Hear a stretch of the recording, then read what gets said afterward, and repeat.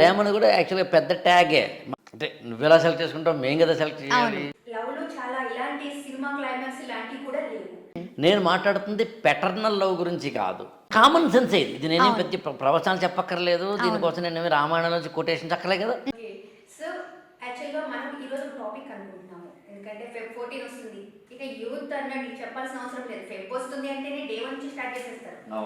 అయితే దీనికంటే ముందు ఒక క్వశ్చన్, నేను మీ ఇంటర్వ్యూస్ చూసిన ప్రతి దానిలోనూ మీరు పెళ్లి ప్రేమ వీటికి చాలా విరుద్ధంగా అనిపిస్తుంది. అంటే మీరు మాట్లాడే ప్రతి మాటలోనూ వ్యతిరేకత కనిపిస్తుంది. మీ అంటే ప్రీవియస్ ఎక్స్పీరియన్స్ లవ్ ఫెయిల్యూర్ అలాంటివి ఏమైనా జరిగాయా? బేసికల్గా నాది లవ్ మ్యారేజే, ఓకే. కానీ నా లవ్ మ్యారేజ్ అనేది అంతకుముందు ఇంకొక అమ్మాయిని లవ్ చేసి ఏం కాదు. లైఫ్లో మనం ఒక ఏమంటాం సెటిల్మెంట్కి వచ్చే స్టేజ్ వస్తుంది కదా. అంటే ఎగ్జామ్స్ రాసేసి జాబ్ సంపాదించకుండానో ఒక జాబ్ ఏదో వ్యాపారం చేసి అవును. ఓకే ఎస్ పెళ్ళికి వయసు వచ్చింది అంటాం చూడండి. అంటే అరౌండ్ నాకు 27 years ఉన్నప్పుడు ఒక అమ్మాయిని చూశాను. ఆమెని నేను ప్రేమించడం జరిగింది. నాకు చిన్నప్పటి నుంచి తెలిసిన అమ్మాయి. ప్రేమను కూడా యాక్చువల్గా పెద్ద ట్యాగే, మనకు అర్థమైంది ఆ పదం వాడటం తప్పించి, కానీ చిన్నప్పటి నుంచి తెలిసిన అమ్మాయి, మా చుట్టాలు కానీ మాకు తెలిసిన అమ్మాయి, మాకు సంబంధించిన సర్కిల్లోనే ఉన్న అమ్మాయి కాబట్టి క్యాజువల్గానే ఒక ఇష్టం అనేది ఏర్పడటం ద్వారా ప్రేమ అంటే అంతే. ఒక అమ్మాయే, ఆమెకి ఇలాగా నేను సరే ఆమె మొత్తం మీద ప్రపోజల్ లవ్ ఓకేనా అనుకోవడం, అక్కడి నుంచి పెద్దవాళ్ళు చెప్పడం సరే ఎలా ఉంటుందంటే ఎంత కాదనుకున్నా మనం పిల్లలుగా ఇప్పుడు ఇంకా పర్లేదు, కానీ ఆ రోజులు నేను మాట్లాడితే 98, 99 ఆ ప్రాంతంలో, అంటే మా మ్యారేజ్ 2000 అయింది కాబట్టి, అంటే 23 years ago. అందుకని అప్పట్లో ఇంకా కొద్దిగా ఒక ఆర్థడాక్స్ ఫ్యామిలీస్లో నువ్వెలా సెలెక్ట్ చేసుకుంటావు అనేది ఉందేమో తప్ప, అంటే నువ్వెలా సెలెక్ట్ చేసుకుంటావు, మేము కదా సెలెక్ట్ చేయాలి, జాతకాలు చూడాలి కదా అని ఉంది తప్పించి, కానీ అంతకుమించి టాటా సుమో లేవడాలు కత్తులు సినిమా క్లైమాక్స్ లేవు అసలు. ఓకే, అంత సీనే లేదు. సో అందుకని నాకు లవ్ ఫెయిల్ అయ్యే అవకాశం లేదు.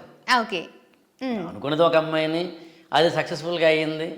సో నాకేమో లవ్ ఫెయిల్యూర్ అనేది లేదు అసలు. అంటే లవ్ ఫెయిల్యూర్ లేదు, లవ్లో చాలా ఇలాంటి సినిమా క్లైమాక్స్ ఇలాంటివి కూడా లేవు, కానీ మీరు మాట్లాడే ధోరణిలో మాత్రం లవ్ మీద ఏదో వ్యతిరేకత, పెళ్లి మీద వ్యతిరేకత, స్పష్టమైన వ్యతిరేకత. ఎందుకంటే అంటే మేడం అంతలా పెళ్లి అనగానే లేదు. అంటే ఇప్పుడు నేను మాట్లాడుతుంది మ్యారిటల్ లవ్ గురించి కాదు. మ్యారిటల్ లవ్ అంటే వివాహం అయిన తర్వాత భార్యాభర్తల మధ్య ఉండే లవ్.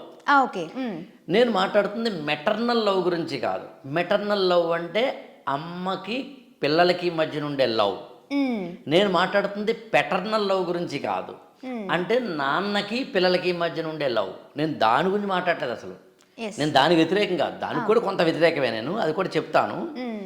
బట్ 20 ఏళ్ళు కూడా ఇంకా నిండని, జీవితంలో ఇంకా సెటిల్ కానీ, చదువు, జాబ్, కెరీర్, సమాజం, దేశం, వీటి ప్రయారిటీస్ కన్నా నేను నా కుటుంబం, నా కెరీర్, నా జాబ్, నా రెస్పాన్సిబిలిటీస్, నా కర్తవ్యాలు అంటే నా డ్యూటీస్, వీటన్నిటికన్నా టాప్ మోస్ట్ ప్రయారిటీ లవ్ అవ్వడం అనే దాని మీద నా వ్యతిరేకత.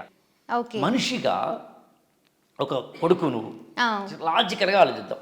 ఒక కొడుకు నువ్వు, 20 ఏళ్ళు వచ్చినాయి నీకు, బీటెక్ అయింది. ఇప్పుడు మీ పేరెంట్స్ నుంచి ఏం ఎక్స్పెక్ట్ చేస్తారు? అమ్మ నేను పలానా ఒక అమ్మాయిని ప్రేమించాను, పెళ్లి చేసుకోవాలనుకుంటున్నాను, ఇది ఎక్స్పెక్ట్ చేస్తారా? అమ్మ నాకు పలానా జాబ్ వచ్చింది గూగుల్లో, ఇదిగో అపాయింట్మెంట్ ఆర్డర్, ఇది ఎక్స్పెక్ట్ చేస్తారా? ఆబ్వియస్లీ కదా, కామన్ సెన్స్ ఇది నేనేం పెద్ద ప్రవచనాలు చెప్పక్కర్లేదు, దీనికోసం నేను రామాయణం నుంచి కొటేషన్ చెప్పలే కదా. నేను లవ్కి వ్యతిరేకం అక్కర్లేదు, సపోర్ట్ అక్కర్లేదు, కామన్ సెన్స్ అంతే.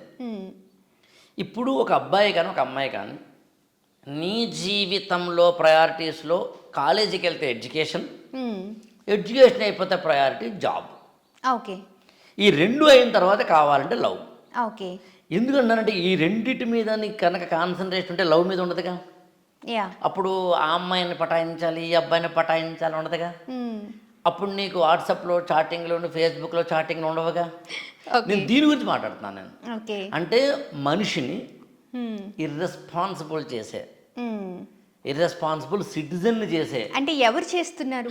అందరూ చేస్తున్నారుగా. యూత్ అందరంటే దయచేసి యూత్ అందరూ చేస్తున్నారంటలేదు, అందరు యూత్ చేస్తున్నారంటలేదు, కానీ యూత్లో కొంతమంది అయినా చేస్తున్నారుగా.